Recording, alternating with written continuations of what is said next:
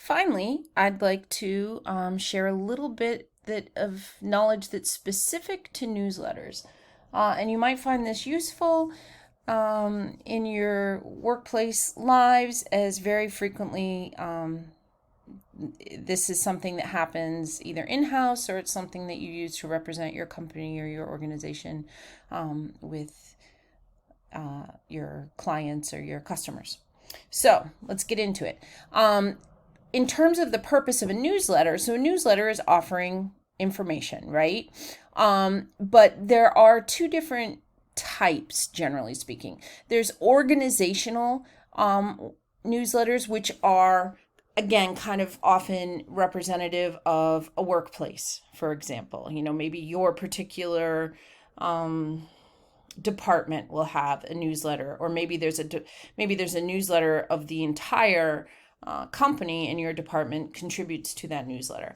And that's different from the kind of newsletter that is often paid, which is via a subscription. It's more like a magazine. So that is going out to a group of people with a shared interest, and often includes information not necessarily about one specific institution, but often other information as well that is somehow relevant.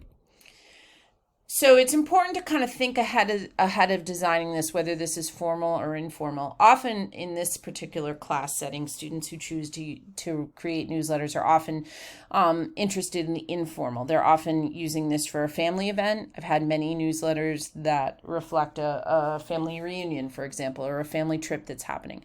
So that would be more informal. Either way is fine. Just it's important to keep it in mind because it's going to impact how you design it, right? The challenging thing about newsletters is not necessarily in this course, but often in real life, they are collaborative. As I mentioned in an earlier slide, often people from different areas will submit work to be collected and distributed. So if you find yourself in charge of such a thing, one of the things you'll need to be clear with your contributors is that you will be editing for consistency. That's going to be really important. If you do have many voices in a newsletter, you want them to all interact smoothly with one another. So that often requires you to do some editing. And often, especially when they're a paid subscription, newsletters will often have inclusions of different little write-ups, different pieces of research, information that comes from another source.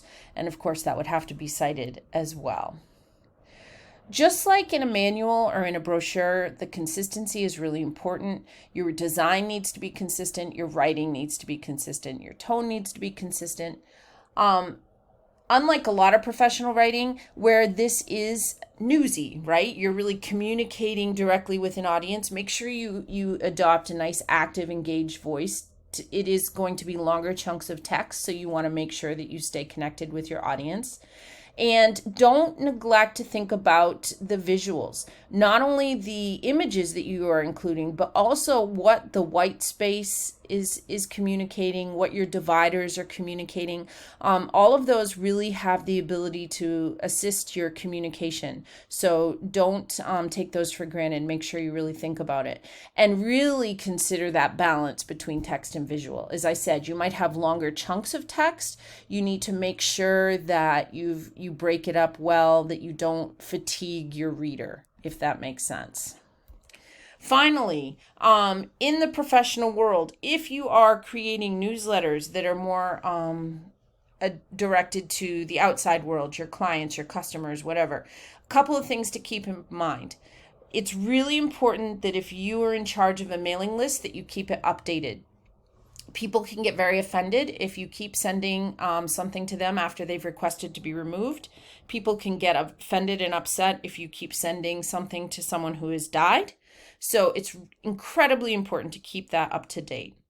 Also, if this is something that you're going to be doing over and over again, it's very important to keep track of different issues. So the easiest way to do that is to create volume and issue numbers. So the volume number could be like for the year, and then the issues would be the different issues within that year. So maybe you're going to have 4 issues. So you could have volume 1, issue 1, volume 1, issue 2, da da da da da da.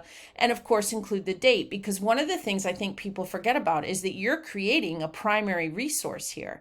This is something that eventually could be looked at for historical data, and it could be actually cited. So make sure that you include important information so that people can place it in the larger context of the time in which it was written.